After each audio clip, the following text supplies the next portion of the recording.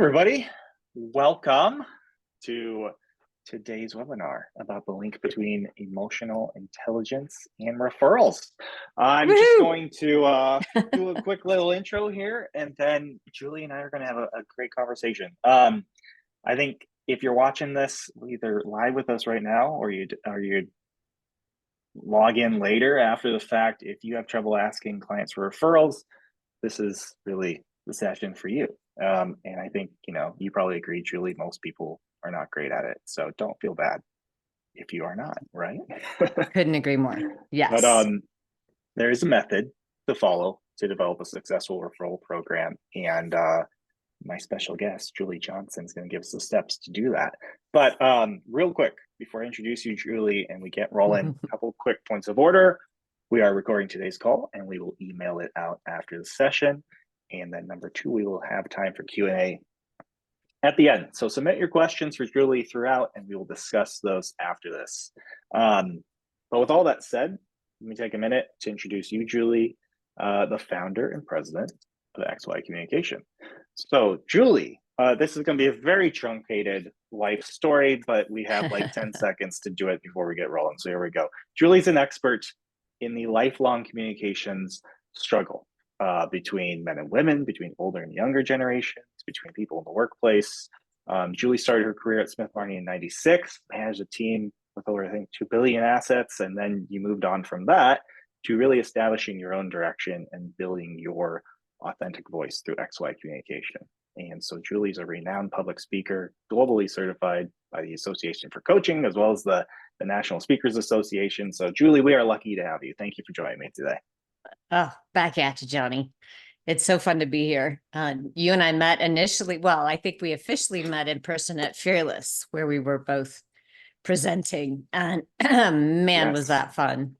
So much fun. So absolutely a great love time. Being here. And it is for anyone who is here or anyone who's listening later, I applaud you in being curious about this topic because it is ever evolving, it is ever changing, and it is more and more and more important as time goes on. And there is so much money that's going to be in play, great wealth transfer. So many advisors are retiring.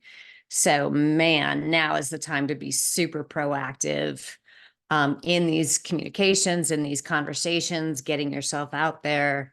Now's the time to do it because if you do it the right way and you do it well, you will be successful. I promise. And 20 minutes today is just going to be a massive teaser. So we'll get through in the end about how you can communicate with me anytime. I'm an open book, love to help. So officially, I'm going to be quiet now. Well, for hopefully a few for seconds. Because I'm going to be asking you the questions here. I'm facilitating. Yeah. Okay. So Julie, let's start off here. First of all, there is a poll for everybody who's in attendance. So go ahead and, if you would, take a minute to answer that poll, and that can help guide Julie and I as we talk about referral strategy and communications. But Julie, let's do this. I want to start off by asking you about something that you're just fantastic at talking about, which is developing the authentic self, right? We know that if advisors want more referrals, they need to be more effective communicators. But effective communication really starts with authentic self-confidence. And you can hide it at times, of course, but like really having that grounding base is what advisors need. So in your own experience, let's start off here. How did you nurture and develop the authentic self? So, and I don't want to make this about me, but the reason why I guess I know and feel this so deeply in my heart and soul is because of seeing it so much in the last 25 years. When I started as an advisor and grew our practice together with a team as an advisor, I was the most relationship-oriented person. And literally back in, as you said, 96 until I left for health reasons, unfortunately, but now I'm back, so yay. In 2011, I got a lot of pushback whenever I brought up emotional engagement with clients, and building that deeper relationship, getting vulnerable with clients, being authentic. And we can't do that, really. We can't figure out who we are authentically and therefore truly connect with people until we've done the work ourselves to figure out who we are, who we want to be. There's so many statistics out there that say people, 2024, I think Financial Advisor magazine had an article, what is the most concerning challenge for financial professionals coming into 2024, and it was attracting new business. And in reading the article, it said, okay, the perfect client or the best client or the best prospect. Well, what I want people to realize and what I want the listeners to realize is that perfect client, that perfect prospect is defined by you. It's not defined by, sure, it's great if they're a certain age, whatever might fit, and certainly have, a certain amount of investable wealth. Yes, that helps. However, when you're looking to build trust, when you're looking to build engagement, when you're looking to build connection, if you are able to attract people that you have something in common with, people who you actually would want to hang out with, then that trust and that authentic engagement will occur so much more quickly, right? It's like who you want to hang out with to go have coffee or a beer or whatever. You want to hang out with people you have things in common with. And it's easy communication, it's easy conversation. There's no difference in that in business. So really, we hear from all of the wonderful marketing experts out there, Three Crowns, Thank you. talking about, just innocent plug, just really talking about figuring out our unique perspective and our unique niche. Well, so much of that comes with figuring out, what do you enjoy, right? There are also so many fabulous assessments out there. There are wonderful, fabulous assessments out there. Of course, I am particularly in love with the one that I was invited to become a facilitator for about a year ago. People on this call often will probably know Adam Grant, Ray Dalio, Brian Little, some amazing thought leaders in all industries, not just financial. And they, about 2 years ago, put together an assessment and a coaching and a facilitation and a training opportunity called Principles You and Principles Us. And this is a training that I was invited to become a facilitator for. So I have received my certification, the assessment. Anybody, please, please, please, anybody who wants to take the assessment, it's free. I will send you the results of my assessment so that you can see the depth and the amazing information. I mean, it talks about how we best communicate and connect with other people inherently, right? How we best receive feedback, how we best work with others. I mean, it just really gets into the depth of who we are. So we can look at it, and from an unemotional, those of us who maybe are unsure of who we want to become, it just gives us a solid foundation from where to start. So again, as Adam Grant says, we cannot give what we do not have.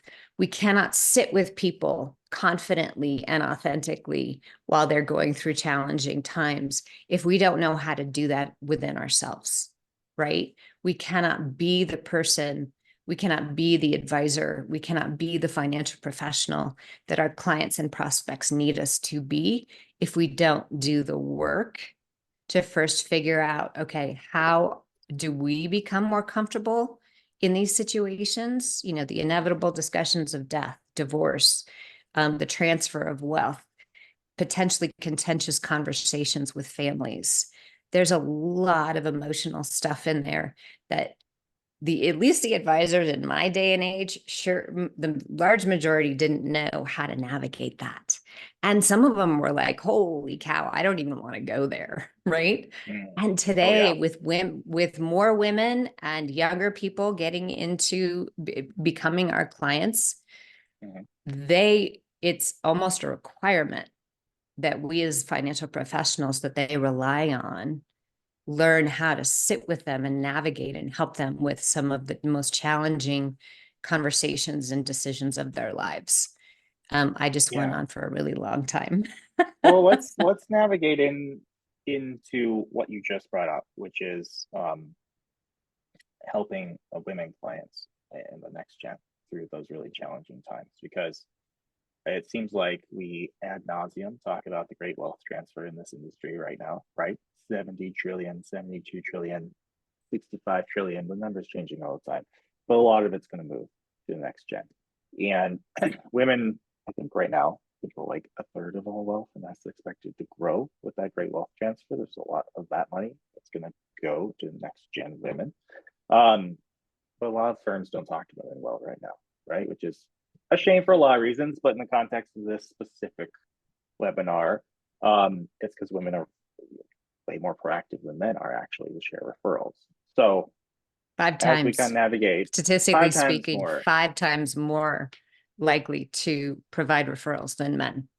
Just Yeah. saying. So what do advisors, what do firms need to do to specifically develop better communication with their clients and prospects who are women? Absolutely. So one thing that still surprises me is, and I've had the immense honor of, I started XY Communication about 8 years ago and have studied, worked with thousands of advisors and financial professionals, teams, what have you. And the greatest number of people that I work with today are often older advisors and younger advisors who work together, right?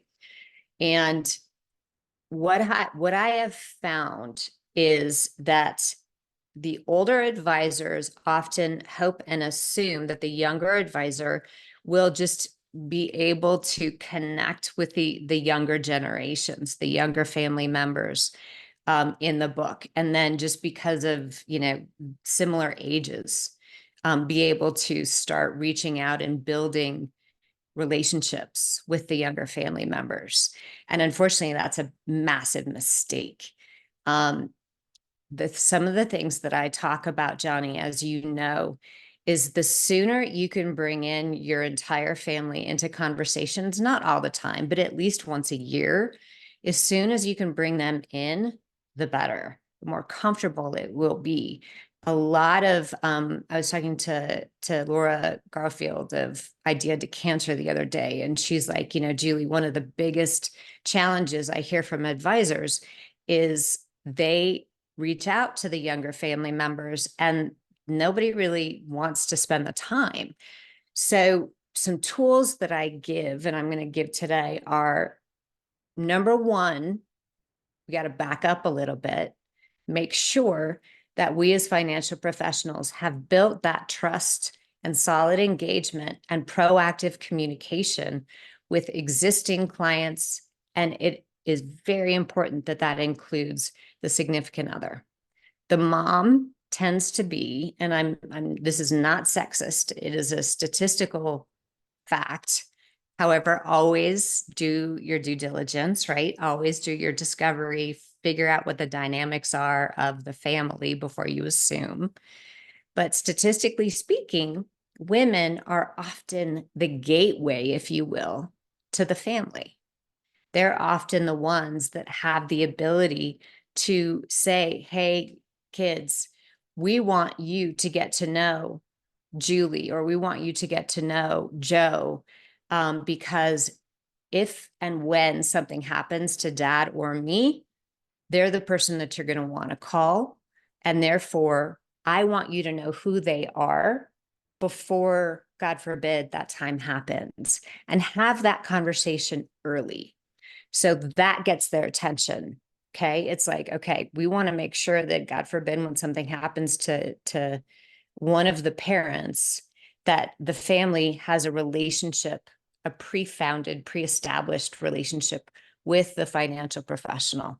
Number one. Number two, there's an assumption that is made that younger people don't want to be bothered, or maybe they don't care, or maybe they're not interested in the finances of the family.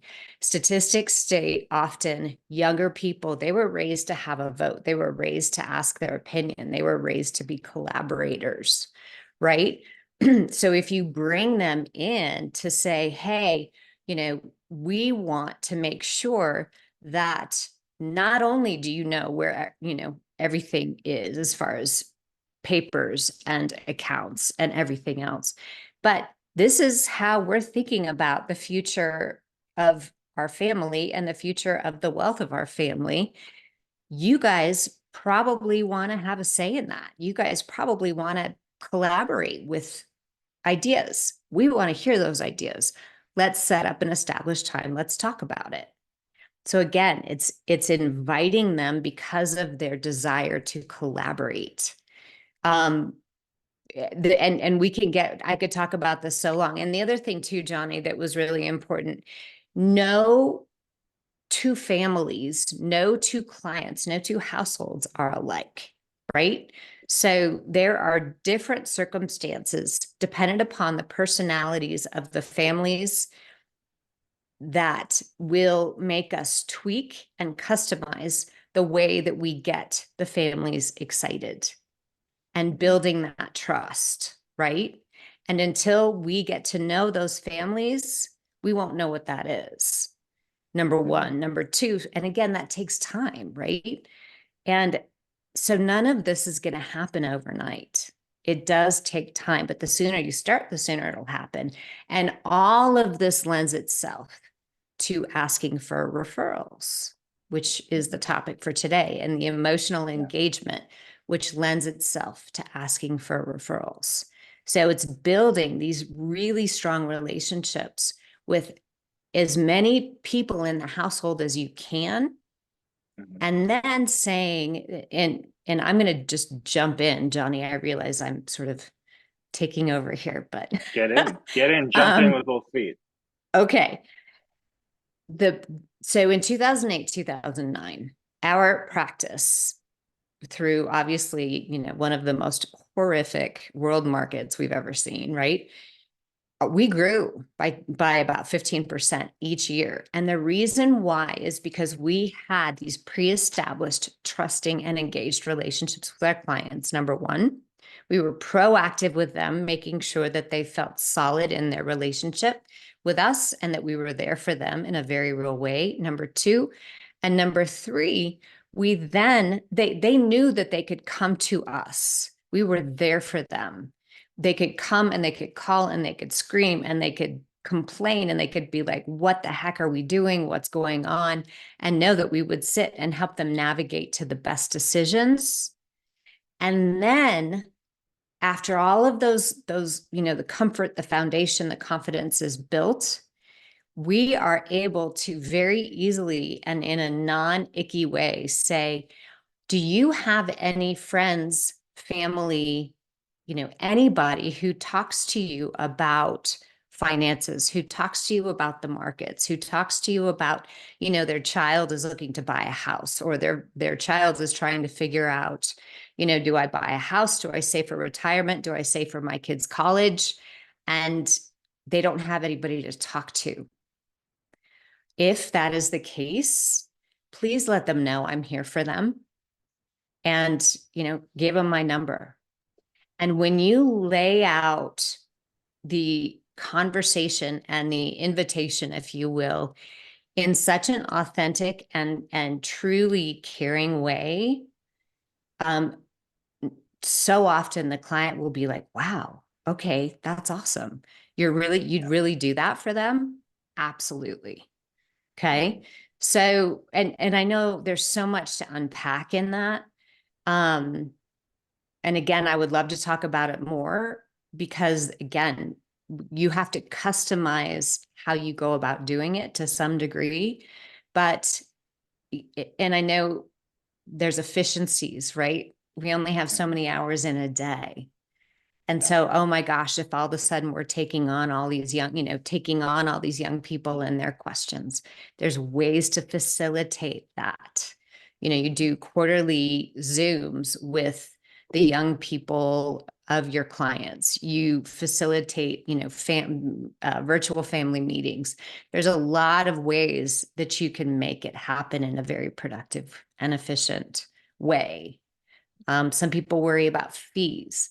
There's ways to very much make it worth your while, but please keep in mind it's worth your while if that family doesn't ditch you when their parents are gone, which 65% of families do because they don't know who the heck you are.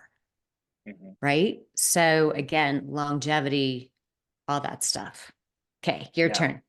Now, the way you laid it out, right, is it's very like a logical way to approach it. Like, well, of course, everything's going to be built on relationships, and investing in those uh, soul to soul connections with your clients, right, is how to bridge those gaps and keep that connection strong.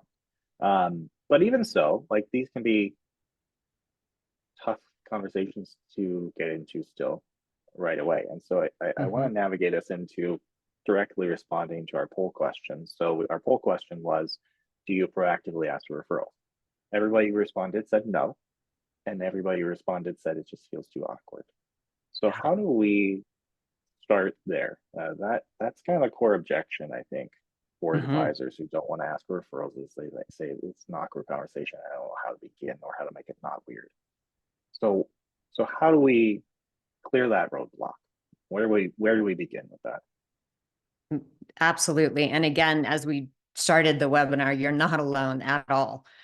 Um, the Let me speak from my own experience and the experience of a lot of advisors that I've worked with and people that I've worked with. The number one thing where we must start is to shift our own brains and our own mindset to think of ourselves as service providers. We're here providing our clients with support, guidance, whether that be emotional, whether that be, obviously the direction financially, etc. We are service providers. We're here for them. We are not transaction people. We are not people who are here to get a commission. We are not salespeople, right? I mean, we are, but we're not. So when we can in our brains truly turn on the fact that we are here to support and we are here to help with guidance, then every time we have this conversation with clients, with friends, with prospects, it is from a place where we truly want to help. We're not saying, hey, I want to talk to your friends. I want to talk to your family. I want to talk to anyone that you know that has over $1 million in assets. I want to talk to your fellow people at your country club. Even though maybe in some cases that's exactly who you want to talk to, right? By developing and you have to have that trusting relationship, because if you don't, it is going to feel icky, right? If you haven't done the time and built that relationship, it's going to feel icky. A lot of this, Johnny, too, is knowing how to read our clients. Reading people is really important. I was on a webinar with Ross Marino the other day, and we were talking about how that comes honestly just with age, experience, and study. Find out resources to figure out if you are not inherently good at reading people, or you think you are, but in actuality, you're not. Either take the time to learn how to read other people, or find someone on your team and bring them in and ask them to help you. And the reason why that's so important is because if you're asking people who you haven't built a trusted relationship with for referrals, it's going to be really awkward. And you're going to be like, okay, that sucked. I never want to do that again. But 7 times out of 10, assuming you've got that trusting relationship and you again say, I am here to support you. I am here to support anyone you care about. Yeah. Say that a few times. Mhm. Trial run it with, people that know you well. Trial run it with people, if you're new in the business, trial run it with friends. Say, how did that feel? If you have been in the business for a long time and you're like, crap, I know I need to do this. I haven't done this. Are my existing clients going to think this is so weird that I'm just starting to do this now? I hear that a lot. Yeah. Doesn't matter.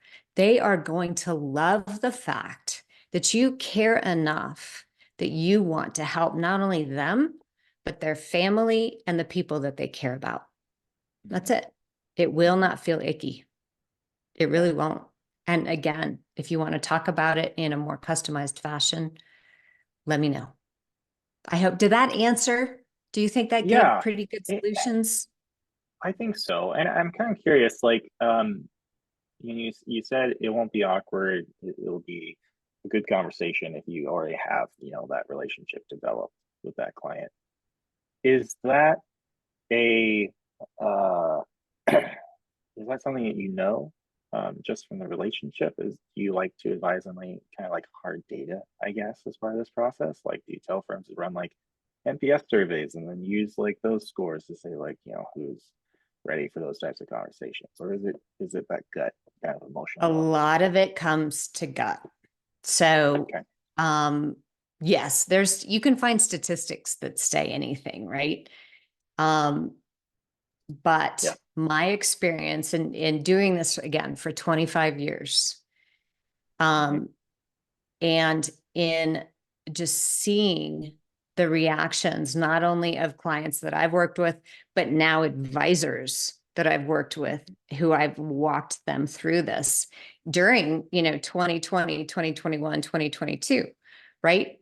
Yeah. Volatile times again. Hmm. Um, when you are authentic with them, um, I'll speak from my clients. Literally, they have not had one experience where a client has been put off, upset, you know, awkwardness was created because of it.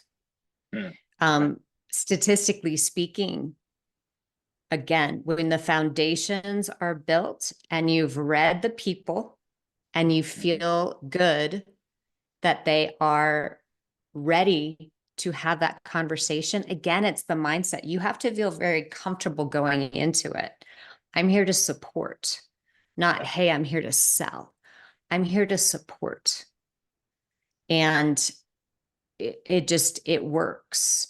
So Hmm. another solution though that I will give, because if and when you've gone into it and they're like, I'm not really comfortable about that yet, be like, no problem, change the subject, Yeah. right? But Yeah. then make a mental note. Okay, that's a relationship I need to work on more because there's something going on there. Hmm. Either there hasn't been enough time, trust hasn't been built yet, the relationship hasn't been built yet to the level, or they're just not the person, right? I mean, and again, Right. experience will tell you, but make a mental note to cultivate that relationship more, not purely to get referrals from that person, but because there might be something going on there that Hmm. needs to be worked on. Yeah.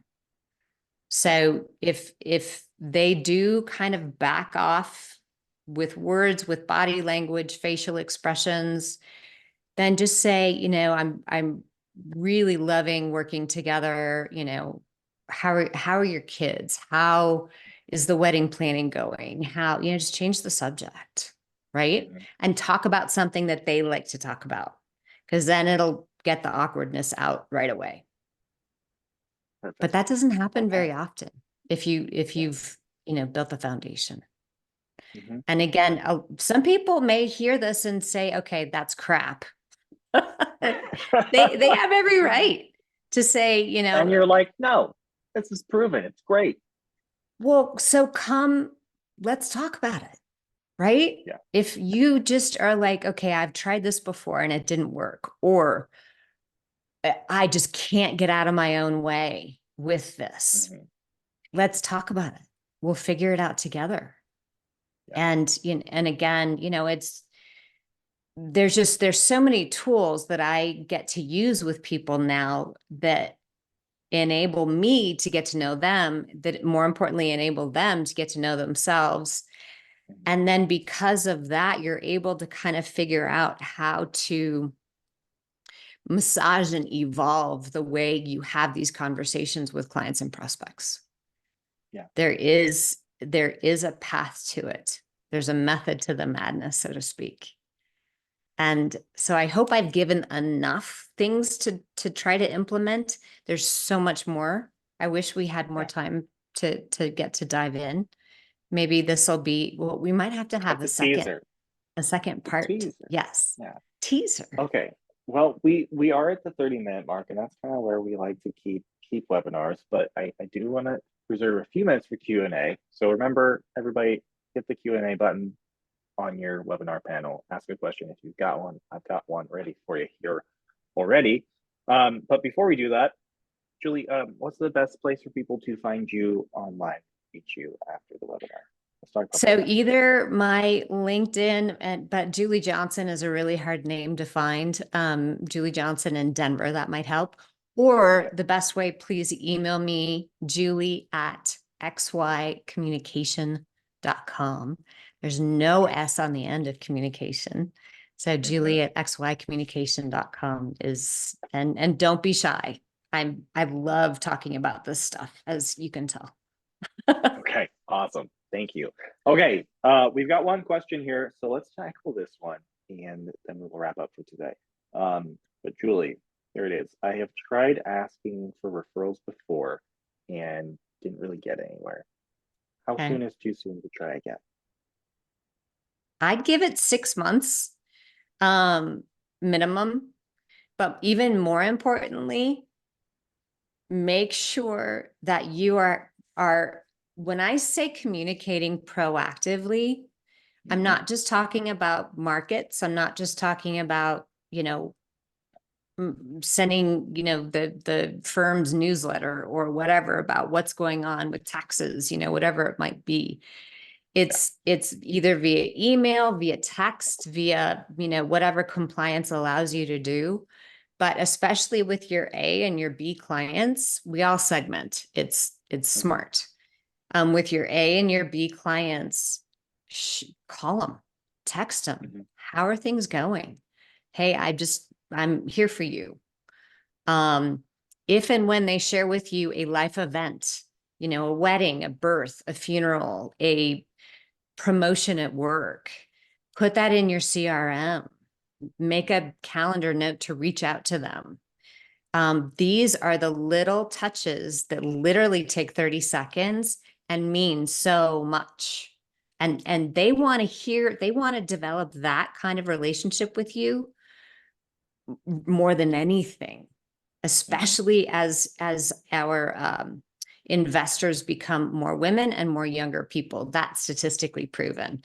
And I can Yeah. show you as many stats that prove that as you want.